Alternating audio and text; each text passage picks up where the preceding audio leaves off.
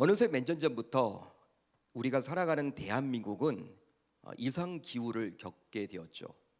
이상 기후를 겪고 있습니다. 자, 그래서 마치 동남아시아에서 심심치 않게 볼 수 있는 이 스콜과 같은, 즉 하늘이 맑았다가 갑자기 내리는 비를 보게 되었죠. 작년부터인가요? 금년에도 여러분 그런 경우들이 참 많지 않습니까? 하늘이 맑았다가 갑자기 여러분 비가 막 쏟아져요. 예전에는 그런 경우가 거의 없었는데 이상합니다. 요즘은 마치 우리나라가 동남아시아처럼 그리 돼버렸다는 것이죠. 이것은 여러분 이것은 재난이죠. 일종의 기후 변화입니다. 자, 그런데 또 어느 순간 무섭게 내렸던 비가 그치고 맑은 하늘을 또 볼 수 있게 되었어요. 여러분, 그러니까 기상예보가 이랬다가 저랬다가 이런 경우들이 얼마나 많습니까? 실제로 지난 수요일은 제법 많은 비가 내렸는데요. 하지만 정말 신기하게도 수요 예배 전에 맑은 하늘에서 노을이 물든 무지개를 볼 수도 있었습니다. 혹시 여러분 무지개 보셨어요? 지난 수요일 날 이 저녁 때쯤에. 또 같은 서울이라도 폭우가 내리는 곳이 있었고 전혀 비가 내리지 않는 곳도 있었죠. 여러분 전화 통화를 하다가도 비가 내린다고 하는데 또 이쪽은 비가 안 내린다는 거예요. 예전에는 거의 볼 수 없었던 그런 광경 아닙니까? 이처럼 금년도에는 집중적으로 내리는 비로 인해서 많은 인명피해가 발생했고요. 또 많은 물적 피해와 이재민들이 발생하기도 했습니다. 따라서 아마도 어떤 분들은 이제 비가 그만 오면 좋겠다 이렇게 말하는 분들도 있어요. 솔직히 그렇습니다. 금년도에 참 비가 많이 온 것처럼 보인다. 또 지금 2개 태풍이 올라온다고 하지 않습니까? 태풍이 2개나 지금 올라오고 있대요. 또 이게 한반도로 올지 아직 모르지만 이것까지 오게 되면 금년도에는 비가 참 많이 내린다. 그렇기 때문에 비가 이제 좀 그만 오면 좋겠다 이렇게 말하는 분들도 있습니다. 하지만 만약에 비가 전혀 오지 않는다면 우리는 더 큰 재앙을 만날 수도 있다는 거예요. 바로 마실 물도 귀하게 되고요, 농사도 잘 안 되어서 먹고 살아가기도 막막하게 되고 전기 생산도 힘들어져서 공장 가동도 어려워지고 심지어 각종 해충들이 번성해져서 우리 인간들을 공격하는 질병도 많이 생긴다고 합니다. 여러분, 비가 내려서 이렇게 쓸어가는 것도 참 여러분 청소가 된다는 거예요. 자연이 깨끗하게 된다는 것이죠. 지저분해졌던 각종 해충들도 다 여러분 쓸려가기 때문에 비가 만약에 내리게 되면요, 모기는 여러분 확실히 줄어드는 것 같습니다. 따라서 비가 와야 할 때에는 반드시 비가 와야 하는 거예요. 여러분, 비가 와야 할 때는요 반드시 비가 와야 합니다. 실제로 구약 성경을 보게 되면 엘리야 시대에 이스라엘 땅에 무려 3년만 동안 비가 오지 않았습니다. 한번 여러분 생각을 해보십시오. 상상을 한번 해보십시오. 3년 반 동안 비 한 방울 내리지 않았으니 그 피해가 얼마나 대단했겠습니까? 심각할 수밖에 없겠죠. 지금처럼 물을 가둘 수 있는 저수지도 없었을 텐데, 댐도 없었을 텐데 당시 여러분 얼마나 힘들고 어려웠을까. 아마도 농작물이 제대로 자랄 수도 없고 결실이 없으니까 먹을 것이 없어서 인간에게 고통을 안겨주었을 것입니다. 그뿐 아니라 심지어는 사람들이 마실 물조차 없기에 아마도 인간으로서 생존하기가 힘든 나날을 당시 보내야만 했겠죠. 여러분, 이스라엘 지역은요 우리나라와 달리 비가 많이 내리지 않는다 그래요. 우리나라는 그래도 물 1년 강수량이 상당하죠. 그렇지만 이 이스라엘 지역은요 연 강수량이 770mm라고 합니다. 770mm. 이 한반도, 이 대한민국보다 반절밖에 되지 않는다는 거예요. 또 비가 오지 않은 건기는 길지만 비가 오는 우기는 아주 작습니다. 그게 이스라엘이에요. 거의 광야와도 같죠. 보통 우기는 2번 있다고 하는데 성경에서는 이것을 가리켜서 이른 비와 늦은 비라고 표현해 줍니다. 이스라엘 땅에는 이른 비와 늦은 비가 오지 않으면 농사를 지을 수가 없다고 하는데요, 이른 비라는 것은요 씨를 뿌릴 때 내리는 비를 말하고, 늦은 비는 농작물을 추수하기 직전 결실할 무렵에 내리는 비를 말하는 거예요. 자, 그 시기에 비가 충분히 와야지만 그의 농사가 풍년이 되기도 하고 먹는 물도 충분히 확보했답니다. 그게 바로 이스라엘이에요. 그래서 이른 비와 늦은 비가 때에 맞게 내리는 것은 어떤 의미에서 보게 되면 하나님의 놀라운 축복이라고 말할 수 있는 것이죠. 여러분, 비를 내리는 분은 누구예요? 하나님이시죠. 이 하나님이신데 이른 비와 늦은 비를 적절한 때에 내려주시는 것, 이 하나님의 축복입니다. 당시 여러분 이스라엘 백성들이 이 가나안 땅에 들어가서 왜 바알을 섬겼을까요? 바알은요, 가나안 신인데 가나안 사람들이 왜 섬겼냐면 이게 여러분 풍족의 신입니다. 그러니까 하늘의 비를 주관한다라고 가나안 사람들이 여겼어요. 그러다 보니까 농사를 지을 때 가장 필요한 게 비인데 하나님께서는 두 번밖에 주지 않은데 늦은 비와 이른 비, 이 바알이라는 신을 섬기게 되면 그냥 내가 필요할 때마다 비를 받을 수 있지 않을까 하는 생각에서 이렇게 섬겼던 거예요. 그만큼 여러분 인간적인 생각으로 이 바알을 따랐던 것이죠. 그만큼 비는 너무나 중요합니다. 자, 오늘 말씀 안으로 들어가 보면 오늘 본문에서도 이 비에 대해서 이야기를 해주고 있어요. 오늘 본문의 말씀은 이스라엘 백성들이 가장 힘들고 어려울 때 하나님께서 에스겔 선지자를 통해서 자신의 백성들에게 해주신 말씀인데요. 실제로 에스겔 선지자는 주전 6세기 초에 활동했던 선지자입니다. 에스겔은 바벨론 제국의 2차 침공 때 여호야긴 왕과 함께 포로가 되어서 바벨론으로 잡혀갔고 나이 30세에 바벨론 그발 강가에서 하나님의 부름을 받게 되었어요. 하나님의 부름을 받게 되었습니다. 에스겔은요, 본래 제사장이었습니다. 제사장 집안에서 태어났습니다. 제사장 집안은요, 계속 대를 이어서 제사장을 하게 되어 있는 것이죠. 그런데 포로로 끌려갔습니다. 그래서 바벨론 지역에서 30세의 나이에 하나님께서 선지자로 부름을 받게 되었다라는 거예요. 그러니까 여러분 얼마나 정체성이 혼란스러울까요? 제사장과 이 선지자는요, 엄연히 다릅니다. 제사장으로 대대로 여러분 우리가 편안하게 살아갈 수가 있는데 선지자가 되었다?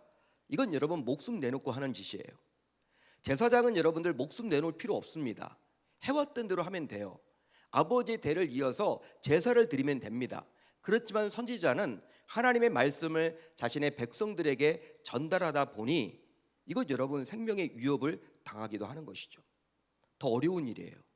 그런데 30세의 나이에 하나님의 부름을 받게 되었다는 것이죠. 그발 강가에서. 에스겔은 처음엔 이스라엘의 심판을 선포합니다.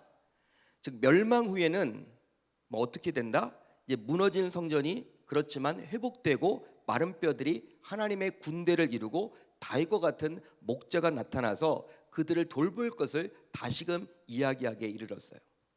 그러니까 우리가 에스겔을 볼 때는요, 두 가지를 여러분 살펴봐야 돼요. 우선 1장부터 24장까지는요 예루살렘의 멸망당할 운명에 대해서 말을 해주고 있습니다. 예루살렘은 완전히 멸망당할 거야. 완전히 멸망당할 거야. 그 내용입니다. 무겁죠. 그렇지만 25장부터 48장까지는 예루살렘의 미래에 대해서 다루고 주고 있죠. 회복에 대해서 다루고 주고 있습니다. 희망이 나옵니다. 따라서 여러분 뒷부분으로 갈수록 우리가 희망찬 이야기를 들을 수 있다는 거예요. 그 내용을 다 하나님께서 백성들에게, 지금 바벨론의 포로로 끌려간 백성들에게 에스겔을 통해서 해주고 있습니다. 당시 이스라엘 백성들은 심판을 달가워하지 않았는데요, 또 에스겔의 경고도 듣지도 않았어요. 한 귀로 듣고 한 귀로 흘렸죠. 그 결과 철옹성 같았던 예루살렘과 예루살렘 성전이 파괴되었을 때 그들은 몹시 당황했습니다. 믿을 수가 없었던 거예요. 여러분, 일어나서는 안 되는 일이 일어났다라고 그들은 여겼습니다. 더욱이 수많은 사람들이 바벨론의 포로로 끌려가게 되었기에 백성들의 입장에서는 너무나도 놀라서 말도 제대로 할 수 없는 형편이었죠. 이미 에스겔은요 2차 바벨론 침공 때 포로로 끌려갔습니다. 1차 때 끌려갔던 대표적인 인물이 다니엘이었죠. 2차 때 끌려갔던 대표적인 인물이 바로 이 에스겔이었습니다. 근데 그곳에 머물고 있는데 이제 여러분 완전하게 예루살렘이 이제 다 무너졌다. 성전이 무너지게 되었다. 그리고 예루살렘이 정복당하게 되었다. 그 이야기를 에스겔이 듣게 된 거예요. 에스겔이 듣게 되었습니다. 그 이야기를 하나님께서는 에스겔을 통해서 당시 바빌론에 살고 있던 그 백성들, 여러분 에스겔과 함께 갔던 그 백성들에게 해주라고 이야기를 합니다. 여러분 그들 모두 충격을 받았죠. 충격을 받을 수밖에 없겠죠. 그 결과 먼저 포로로 끌려왔던 자들은요, 소망이 절망으로 바뀌게 되었습니다. 왜 그럴까요? 이제는 고향 땅에 영구히 돌아갈 수 없다라는 절망이 그들을 사로잡았기 때문이죠.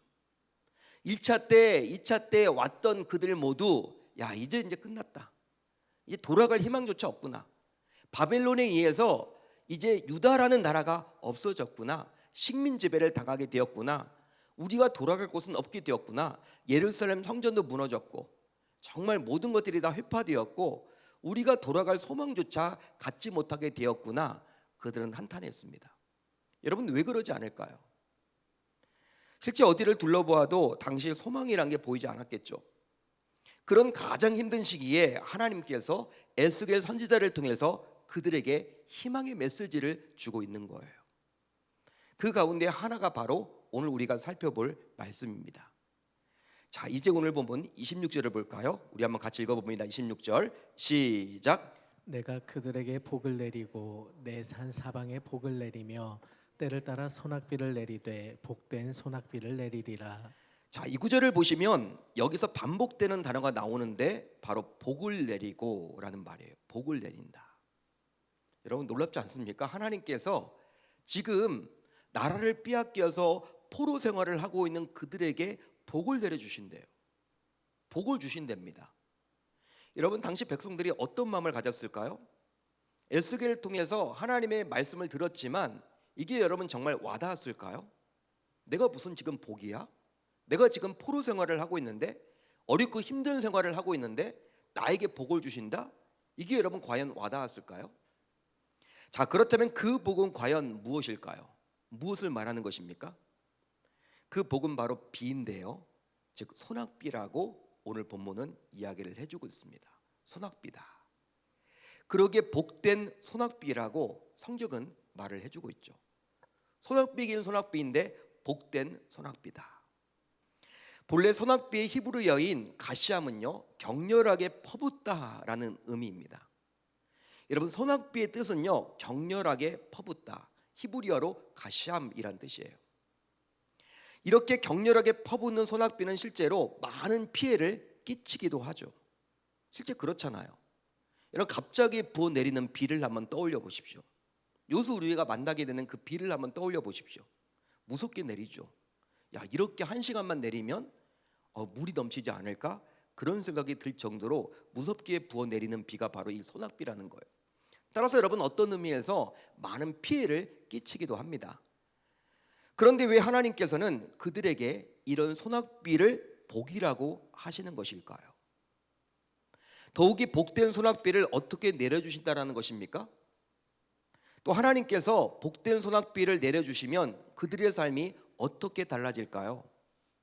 한마디로 당장 고국으로 돌아갈 수 있다라는 말입니까? 그런 의미일까요, 여러분? 그렇다면 왜 하나님께서는 이런 말씀을 해주시는 것일까요?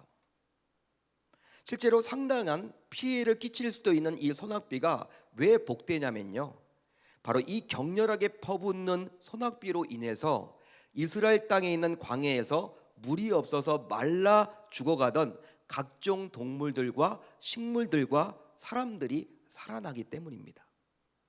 생명이 살아난다는 거예요. 더욱이 그 광야 지대에서 살아가던 사람들 역시 생존에 필요한 물을 받아서 오랫동안 아껴서 사용할 수 있기 때문입니다. 사람에게 있어 물은 얼마나 중요한지 몰라요. 광야 지대에 물이 여러분 얼마나 귀합니까? 그런데 이 소낙비가 내림으로 인해서 한동안 마실 수 있는 물을 공급받을 수 있다는 것이죠. 여러분 얼마나 이 귀합니까? 그게 여러분 복되다라는 거예요. 그러기에 소낙비로 인해서 일부 상당한 피해가 생기겠지만 적절한 때에 내리는 소낙비는 더 많은 사람과 동물과 식물이 살아가도록 해주기에 성경은 복되다라고 말을 해주고 있는 것이죠. 비가 필요하다라는 거예요. 여러분 진짜 비가 여러분 막 엄청나게 오면요, 막 홍수가 나고 그러면요, 막 이재민이 발생하고 힘들고 어렵잖아요. 그렇지만 그렇게 비가 옴으로 인해서 누군가는 여러분 고통을 당하지만 너무나 여러분 안타까운 일이죠. 그렇지만 많은 사람들은 또 여러분 그 비로 인해서 생명을 여러분 유지하게 된다는 거예요. 더 많은 사람들이. 그렇기 때문에 복되다라고 지금 이야기를 해주고 있는 것이죠. 따라서 하나님께서 말씀해 주시고 있는 이 복된 소낙비의 약속은 곧 회복을 뜻하는 거예요. 여러분 뭘 뜻한다라고요? 회복입니다. 즉 하나님께서 이스라엘을 포로로 계속 두지 않고 반드시 회복시키겠다라는 말입니다. 그래서인지 오늘 말씀 23절을 보면 하나님께서는 목자 이야기를 해주고 있죠. 목자 이야기를 해주고 있습니다. 우리 23절을 같이 한번 읽어봅니다. 시작. 내가 한 목자를 그들 위에 세워 먹이게 하리니. 자, 23절을 보게 되면요, 이렇게 나와 있어요. 제가 다 읽어드립니다. 내가 한 목자를 그들 위에 세워 먹이게 하리니 그는 내 종 다윗이라. 그가 그들을 먹이고 그들의 목자가 될지라. 여러분 목자가 다윗이라고 성경은 이야기를 하고 있는데 에스겔 선지자 당시에 다윗은 살아 있었습니까? 죽었습니까? 살아있는 존재예요? 죽은 존재예요? 죽었죠 당연히. 여러분들 지금 세월이 오래 흘렀는데, 예? 다윗은 이미 죽었죠. 그럼 이거 어떤 말이에요 여러분? 바로 누구를 뜻하는 것입니까? 그 목자는 바로 다윗의 후손으로 오실 예수 그리스도를 말하는 거예요. 또 다른 다윗인 예수 그리스도를 말하는 것입니다. 따라서 하나님께서는 에스겔 선지자를 통해서 수백 년 전에 예언해 주고 있는 거예요. 바로 수백 년이 흐르고 난 다음에 예수 그리스도를 통한 회복을 백성들에게 예언해 주고 있는 셈이죠.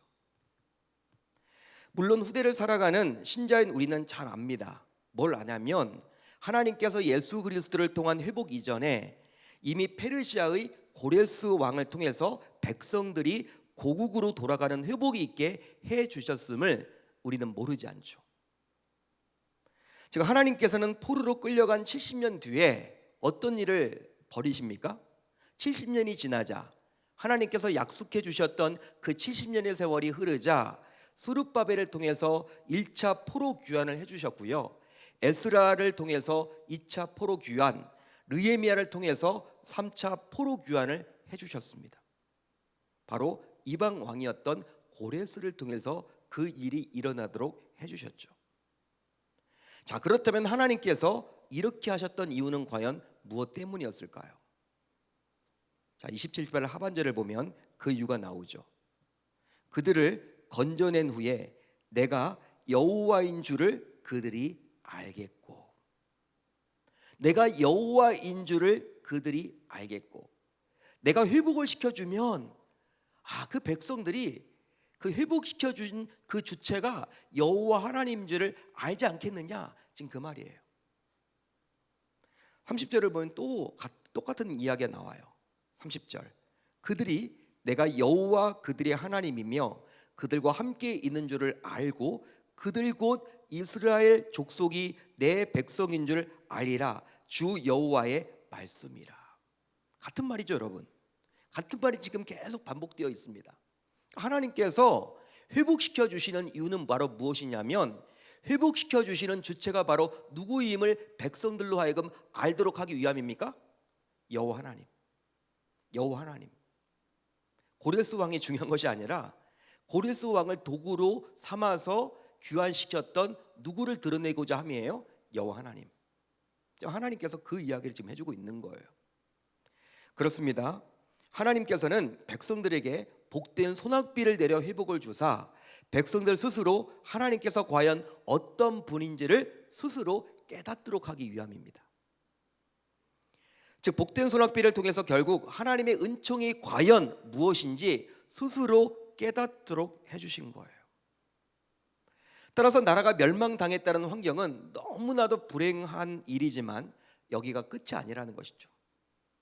당시 여러분 에스겔 선지자 그러니까 이 말을 전했을 때 백성들이 여러분 위로받지 않겠습니까? 아, 이제 우리 끝이다. 예루살렘이 무너졌대. 이제 우리가 돌아갈 고국도 없어. 이제 바벨론이야. 아, 내가 돌아갈 고국 자체가 없어. 계속 언제까지 이 포로 생활을 해야만 하는 거야? 당시 백성들이 여러분 얼마나 힘들고 어려웠을까요?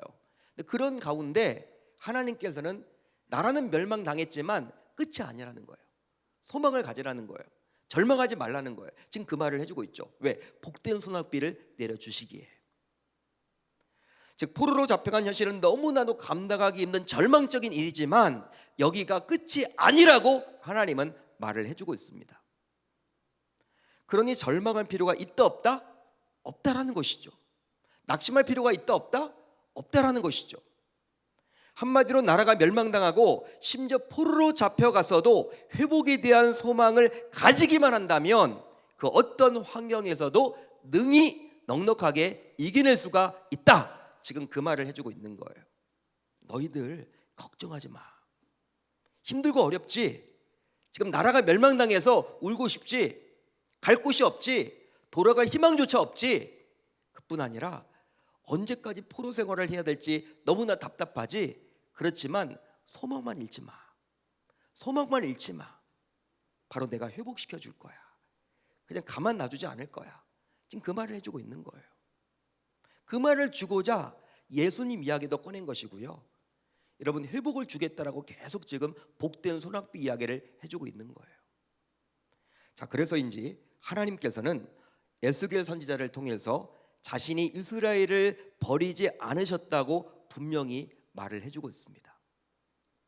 그리함으로 하나님이 그들을 버리지 않았다라는 것을 그들 스스로 깨닫게 하시려는 것이고 또 하나님은 이스라엘과 함께하는 하나님인 것을 그들에게 보여주시려고 그뿐 아니라 하나님께서 은혜 베푸심을 그들 스스로 깨닫게 하려고 소낙비라는 다소 시각적인 것을 통해서 말씀해주고 있는 거예요. 소낙비는 여러분 눈에 보이잖아요. 이스라엘 백성들이라면 소낙비가 여러분 어떤 것인지 모르지 않습니다. 소낙비가 내리면요 생명이 여러분 살아나요. 죽으려고 했던 것들이 여러분 활짝 핍니다. 꽃이 활짝 피고 동물들이 여러분 지쳐있다가 누워있다가 비가 오면요 물 마시러 다 여러분 이렇게 목을 축이고 다시금 여러분 이렇게 건강하게 되는 그 모습들을 다 백성들은 알기에 지금 에스겔 선지자가 이 소낙비 이야기를 했을 때 깜짝 놀랐겠죠. 힘을 얻었겠죠. 여러분 실망하지 않겠죠. 절망하지 않겠죠. 아, 그렇구나. 하나님께서 우리에게 복된 소낙비를 내려주신다라고 약속해주고 있다. 이 말로 여러분 얼마나 큰 위로를 받았을까요? 여러분 그렇다면 복된 소낙비는 과연 누가 내립니까? 누가 주시는 거예요? 오직 여호와 하나님이십니다. 오직 여호와 하나님이세요. 바알이 아니에요, 여러분. 지금 여러분 바알 때문에 지금 망했잖아요. 이스라엘 백성들이. 남유다도 마찬가지고 북이스라엘도 바알을 섬기다가 하나님만을 섬겨야 되는데 이 바알을 따라가다가 결국 나라를 빼앗기게 되었단 말이에요. 우상숭배 때문에. 지금 이 바알이 비를 내려주는 줄 알았는데 지금 그게 아니라는 거예요. 복된 소낙비는 누가 내리시는 거예요, 여러분? 여호와 하나님이죠. 바알이 아님이에요. 그걸 지금 그들 스스로 고백토록 하나님은 말씀해주고 있는 것이죠. 즉 오직 하나님만이 내가 소낙비를 내리되 복된 소낙비를 내리리라 라고 하실 수 있으십니다. 내가 그들에게 복된 소낙비를 내리리라. 할렐루야, 할렐루야. 내가 그들에게 복된 소낙비를 내리리라. 우리 주님의 음성이에요. 여기서 하나님께서는 빗방울 내리겠다라고 말하지 않습니다. 빗방울을 내리겠다라고 말하지 않고 소낙비를 내리겠다라고 말해주고 있어요. 빗방울과 소낙비는 달라요, 여러분. 다릅니다, 여러분. 빗방울은요 갈증 나는 거예요. 어떨 때는 여러분 그 막 짜증나. 더 내리지. 이건 여러분 어떻게 갈증해서도 안 되고요. 아무것도 도움이 안 돼요. 소낙비는 다르다라는 거예요. 지금 하나님께서는 빗방울을 내리시겠다라고 말하지 않고 소낙비를 내리겠다고 말해줍니다. 그리함으로 은혜를 주시겠다고 말을 해주고 있는 것인데 따라서 하나님께서 베풀어 주시는 은혜는 빗방울과 같지 않고 소낙비와 같이 몹시 풍성함을 알 수 있습니다. 예, 믿으시면 아멘. 동의가 되시면 아멘. 그러기에 신자인 우리는 하나님께서 모든 축복의 근원임을 반드시 기억해야만 하겠죠. 따라서 소낙비 같은 축복의 근원이 바로 우리가 믿고 섬기는 여호와 하나님이십니다. 자, 그렇다면 하나님께서는 복된 소낙비를 과연 어떻게 내려주실까요? 어떤 방식으로 내려주실까요? 즉 복된 소낙비를 때를 따라 내려주십니다. 때를 따라 내려주신다. 어디 나와 있습니까? 26절 하반절을 보세요. 때를 따라 소낙비를 내리되 복된 소낙비를 내리리라. 할렐루야, 할렐루야. 때를 따라가 중요해요. 실제 소낙비가 아무 때나 내리게 되면 땅의 소산물과 사람들에게 유익을 주지 못하고 피해만 끼칠 수도 있습니다. 하지만 복된 소낙비는 때를 따라 내리기에 땅의 소산물과 사람들에게 더 큰 유익을 가져다 주는 것이죠. 피해보다도 유익이 크다라는 거예요. 때를 따라 내리기 때문에. 그러기에 복된 소낙비는 꼭 필요할 때 내리는 거예요. 그렇습니다. 하나님은요, 가장 합당한 때에 복된 소낙비를 저와 여러분들에게도 내려주십니다. 그래서인지 소낙비는 풍성한 비를 말하기에 하나님께서는 풍성한 은혜를 가장 적절한 때에 우리에게 베풀어 주시죠. 그러기에 이제 신자인 우리 모두 아무리 힘들고 어렵더라도, 아무리 절망 속에 있더라도 하나님께서 부어주시는 복된 소낙비가 내리게 되면 반드시 위기가 기회가 될 수 있음을 기억하시고 그 복된 소낙비를 내려주시는 여호와 하나님을 신뢰하고 그 하나님의 때를 묵묵히 기다릴 수 있어야 할 줄로 믿습니다. 적절한 때는 여러분 누가 정하는 거예요? 내가 정하는 것이 아니라 그분께서 정하시는 거예요. 그분이 가장 잘 알아요. 항상 우리는 착각하는 게 내가 여러분 가장 잘 안다는 거예요. 그렇지만 어떻게 여러분 창조주보다 우리가 더 잘합니까? 이건 교만이죠. 우리가 여러분 모르는 게 많아요. 모르는 게 여러분 얼마나 많습니까? 사랑하는 성도 여러분, 현재 우리가 살아가는 이 시기도 에스겔 선지자가 활동했던 시기와 비슷하다고 감히 말할 수 있습니다. 실제 그래요. 3년 동안 지속된 코로나 팬데믹만 끝나면 경기가 좋아져서 정말 살기 좋을 줄 알았잖아요. 여러분, 우리가 코로나 시대에 얼마나 여러분 이 코로나만 끝나기를 기대했습니까? 코로나만 끝나면 장사도 잘 될 거야, 사업도 잘 될 거야, 월급도 오를 거야, 물가도 안정되고 이제 마음껏 우리가 일만 하면 성실하게 정직하게 살아가면 행복하게 살아갈 수 있을 거야. 다 그런 마음 가졌잖아요. 그런데 웬걸 오히려 코로나 시대보다 오히려 지금이 더 서민 경제는 힘들고 어려워졌어요. 그게 여러분 사실이잖아요. 뭐 월급 빼놓고 다 올랐잖아요, 여러분. 즉 러시아의 우크라이나 침공으로 시작된 전쟁이 장기화되면서 이렇게 여러분 오래 갈 줄 몰랐죠. 전혀 아무도 몰랐죠. 여러분 쉬운 전쟁인 줄 알았죠. 러시아도 여러분 처음에 여러분 쉬운 전쟁인 줄 알고 그냥 전쟁을 시작했겠죠. 오래 가잖아요, 여러분. 여러분 작년 초에 시작했는데 금년 끝나지도 않습니다. 언제 끝날지 몰라요, 이게. 자, 이 장기화되면서 세계 경제가 너무나도 힘들어졌고 그 가운데 고금리, 고물가, 고유가로 인해서 수출로 먹고 살아가는 우리나라 경제가 더 힘들어졌어요. 반도체도 이렇게 팔리지도 않아. 자, 힘들어졌어. 미국과 여러분 중국의 여러분 이렇게 싸움으로 인해서 고래 싸움에 새우등 터진다 이런 말처럼 우리나라 너무 힘들어요. 지금 이러지도 못하고 저러지도 못하고 한마디로 경제 침체 속에서 물가가 치솟는 스태그플레이션에 접어들었습니다. 경기 침체와 함께 물가가 오른다. 이거 여러분 아주 최악이죠. 우리나라가 그렇게 됐어요. 중국도 여러분 경제가 좋지 않답니다. 경제 좋은 나라가 어디 있겠습니까? 미국은 물가가 너무 비싸요, 여러분. 미국에서 목회하시는 목사님들 이야기 들어보면 외식은 여러분 꿈에도 못 꾼대요. 할 수가 없대요. 너무 비싸대요. 여러분 전 세계가 지금 다 어려운 거예요, 한마디로. 그뿐 아니라 신자들조차도 이런 힘들고 어려운 상황을 신앙으로 잘 이겨내면 좋은데 코로나 팬데믹을 거치면서 신앙까지도 모두 무너지다 보니 어떻게 할 바를 모르고 무척 지쳐 있기도 하죠. 예전 같으면 힘들고 어려워도 우리가 뜨거웠잖아요. 신앙으로 이겨냈는데 이 코로나를 거치면서 신앙까지도 다 지금 흔들리고 있다는 거예요. 한마디로 코로나 전에는 교회 중심의 삶을 온전히 살았던 신자들조차도 코로나를 거치면서 어느덧 주일에만 겨우 나오는 힘없는 신자가 되어버렸습니다. 자, 그러다 보니 어느 순간부터 하루에 교회에 2번 나오는 것을 버거워하기도 해요. 자, 그래서일까요? 그 결과 가장 먼저 어느덧 은혜가 메말라 버렸습니다. 여러분, 우리가 은혜가 메말라 버렸어요. 어느 순간부터. 자, 그래서 이제 예전에는 은혜를 받는 것에 최우선을 두었던 신자들조차도 요즘은 은혜 받는 것이 후순위가 되어 버렸어요. 그게 여러분 솔직한 우리의 모습 아닌가요? 예전에는 정말 은혜 받는다 그러면요 막 달려 나왔는데 요즘엔 은혜 받는 것보다도 내 앞길 살아가는 게 더 중요하다 보니까, 급하다 보니까 은혜는 뒷전이 되어 버렸다는 거예요.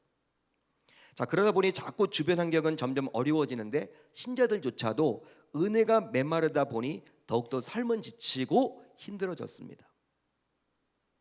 자, 그래서 이제 너무나도 안타깝게도 신앙이 무너지면서 삶 또한 무너진 신자들이 우리 주변에 얼마나 많은지 몰라요. 하지만 이런 삶과 신앙 모두 무너진 우리의 모습을 바라보시면서 하나님께서는 과연 어떠실까요? 하나님은 과연 어떠실까요? 실제 나라가 무너져서 더 이상 고향으로 돌아갈 수 없다라는 생각으로 좌절해 있던 백성들을 바라봤던 그 하나님께서 오늘날 우리의 모습을 보면서 동일한 마음을 갖지 않겠습니까? 그러기에 하나님께서는 신자인 우리가 무너진 삶을 살아가기를 결코 원하지 않으시겠죠. 그러기에 하나님이 원하신 것이 있다면 그것은 바로 회복입니다. 믿으시면 아멘, 동의가 되시면 아멘. 회복이에요, 회복. 그런즉 하나님께서는 우리를 회복하사 우리가 회복된 삶을 살기 기대하십니다. 여러분, 자, 그렇다면 회복을 주시는 분은 바로 누구실까요? 회복을 주시는 주체는 바로 누구실까요? 여호와 하나님이시죠. 하나님이십니다. 또 우리에게 은혜를 주시는 분도 여호와 하나님 한 분이세요. 그러기에 이제 우리 모두 다음의 말씀을 반드시 기억하셨으면 좋겠습니다. 어떤 말씀이냐? 자, 출애굽기 33장 19절이에요. 우리 같이 한번 읽어봅니다. 시작. 나는 은혜 베풀 자에게 은혜를 베풀고 긍휼히 여길 자에게 긍휼을 베푸느니라. 자, 이 구절은 하나님께서 모세를 통하여 자신의 백성들에게 해주신 말씀인데요. 여러분, 놀랍지 않습니까? 하나님이 어떻게 지금 이야기를 하고 계세요? 나는 은혜 베풀 자에게 은혜를 베풀고 긍휼히 여길 자에게 긍휼을 베푸느니라. 은혜 받을 자가 있다라는 거예요. 긍휼을 받을 자가 있다라는 거예요. 아무에게나 주시지 않는다라는 거예요. 아무에게나 소낙비를 내려주시지 않는다라는 거예요. 여러분, 놀랍지 않습니까? 아니, 자신의 백성이라면 다 주시면 좋은데 은혜를 하나님은 그렇게 말씀하지 않으세요. 나는 은혜 베풀 자에게 은혜를 베풀고 긍휼히 여길 자에게 긍휼을 베푸느니라. 하나님의 말씀이에요. 이 구절은 따라서 하나님께서는 아무에게나 은혜를 베풀어 주지 않고 오직 은혜 베풀 자에게 은혜를 베풀어 주신다라는 것입니다. 무서운 이야기죠. 두려운 이야기죠. 우리가 가만히 있어도 은혜를 내려주시는 분은 아니라는 거예요. 하나님께서. 자, 그렇다면 하나님께서 은혜를 베풀어 주실 대상은 바로 누구일까요? 대상은 바로 누구입니까? 불신자일까요? 신자일까요? 불신자가 아닙니다. 바로 하나님의 자녀인 저와 여러분들입니다. 그러면 하나님께서는 저와 여러분들을 과연 어떻게 회복시켜 주실까요? 바로 하나님께서는 때를 따라 돕는 은혜로 복된 소낙비를 내려주사 우리를 회복시켜 주십니다. 할렐루야, 할렐루야. 때를 따라 돕는 은혜. 실제 꼭 필요한 시기에 내려야 복된 소낙비가 되듯이 나보다도 나 자신을 더 잘 알고 계시는 여호와 하나님께서는 나의 인생을 쳐다보면서 고난과 연단이 필요할 때는 고난과 연단을 주시고요, 또 풍성과 축복이 필요할 때는 풍성과 축복을 내려 주십니다. 하나님의 여러분 절대 주권에 달려 있는 것이죠. 하나님의 섭리 속에 달려 있는 거예요. 쉽게 말하면 내가 현재 너무 힘들기에 지금 복된 소낙비가 필요하다라고 당장 생각이 들더라도 복된 소낙비를 내릴 적절한 때는 바로 하나님께서 아시기에, 그분께서 정하시는 것이기에 신자인 우리는 그 하나님을 신뢰하고 묵묵히 기다려야 하는 거예요. 기다릴 수 있어야 하는 거예요. 그러기에 신자인 우리는 설령 고난과 연단의 때를 만나서 너무 힘들고 어렵더라도, 그래서 하늘로부터 복된 소낙비가 내리기를 기대하지만 오직 인내와 믿음으로 그것을 잘 감내해야 하는 거예요. 내 마음대로 되는 게 아니죠, 여러분. 복된 소낙비는 하나님께서 부어주시는 거예요. 근데 적절한 때에 부어주신다라는 거예요. 나는 그 복된 소낙비가 지금 필요한데 하나님이 보시기에는 지금이 아니라는 거예요. 그 하나님의 때가 언제인지 모르기 때문에 우리는 인내와 믿음으로 묵묵하게 이겨내는 게 우리의 자세라는 것입니다. 그렇게 된다면 그렇게 될 때 반드시 하나님께서 축복의 때를 분명히 알고 계시기에, 그 축복의 때가 있음을 아시기에 우리에게 모두 그 축복을 부어주시리라 저는 확신합니다. 우리가 그 때를 놓쳐서는 아니 되는 것이죠. 여러분, 무엇 때문에 지금 힘들고 어려우세요? 여러분, 그렇다면 이런 때 속에서 우리는 어떻게 해야 될까요? 하나님 앞에 기도해야 되겠죠. 하나님, 복된 소낙비를 좀 내려달라고, 은혜를 부어달라고. 그렇지만 그 때는 내가 정하는 게 아니잖아요. 하나님께서 나를 더 잘 아신단 말이에요. 나는 지금 죽을 것처럼 보이지만 하나님 뭔가 이유가 있어서 이런 어려움이 분명히 있지 않겠습니까? 그렇기 때문에 우리는 어떻게 될까요? 실망하지 마시고 낙심하지 마시고 절망하지 마시고 이 말씀과도 같이 하나님께서 에스겔 선지자를 통해서 이 시대를 살아가는 저와 여러분들에게 주신 이 메시지를 붙들고 우리가 어떻게 나가야 될까요? 희망을 가져야 되겠죠. 아, 그분께서 모르지 않는다. 그분께서 나의 어려움을 모르지 않는다. 나 자신보다도 나 자신을 더 잘 알고 계시는 그분께서 적절한 때가 되면 이 힘들고 어려움을 풍성과 축복으로 분명히 바꾸어 주신다라는 그 신뢰를 가지고 우리가 묵묵하게 이겨내야 할 줄로 믿습니다. 그 결과 하나님께서 복된 소낙비를 내려주사 다음과 같은 놀라운 회복이 우리에게 일어나야 하겠습니다. 여러분, 회복이 일어나게 되면 어떤 일이 벌어지느냐? 놀랍게도 여러분, 다음과 같은 일이 일어나게 되는데요. 우선 하나님과의 관계가 다시금 회복하게 됩니다. 하나님과의 관계가 다시금 회복하게 돼요. 어디 나와 있습니까? 25절 상반절을 보세요. 이렇게 나와 있죠. 내가 또 그들과 화평의 언약을 맺고. 하나님께서는 자신들의 백성들과 관계를 우선 회복해 주시겠다고 약속하고 있어요. 그리함으로 하나님과의 관계가 회복됨으로 막혔던 길이 모두 열리게 될 줄로 믿습니다. 즉, 문제가 풀리고 축복의 길이 열리게 되는 셈이죠. 따라서 하나님께서 내려주시는 복된 소낙비인 은혜는 바로 회복인데, 그 회복 가운데 가장 우선은 바로 하나님과의 관계 회복이라는 사실을 우리 모두 반드시 기억해야 하겠습니다. 실제 하나님과의 관계가 회복되면요, 아무리 힘들고 어려워도 결코 낙심하지 않죠. 왜 그럴까요? 그분을 신뢰하게 되니까. 그분이 어떠한 분인지를 알게 되기에 결코 여러분 힘들고 어려워도 낙심하지 않습니다. 기대를 하게 됩니다. 아하, 나보다도 나 자신을 더 잘 알고 계시는 그분께서 이런 어려움 모르지 않기 때문에 이 환난과 어려움을 내가 묵묵하게 이겨내기만 한다면, 묵묵하게 버티기만 한다면 그분께서 적절한 때에 나를 회복시켜 주신다라는 그 확신을 갖기에 우리는 절대로 자자지 않게 된다라는 거예요. 하나님께서 나를 사랑하시기에 나를 의문하지 않으시고 나의 문제를 반드시 해결해 주신다라고 확신할 수 있기 때문에 하나님과의 관계 회복이 정말 회복 중에 회복인 줄 믿을 수 있기를 바랍니다.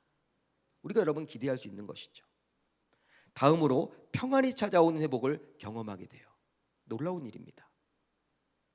실제 평안은요, 하나님께서 주시는 가장 놀라운 축복이잖아요. 그래서 이제 하나님께서는 평안을 계속 지금 말씀해 주고 있어요. 자, 25절을 보세요. 빈들의 평안이 거하며. 27절에 보세요.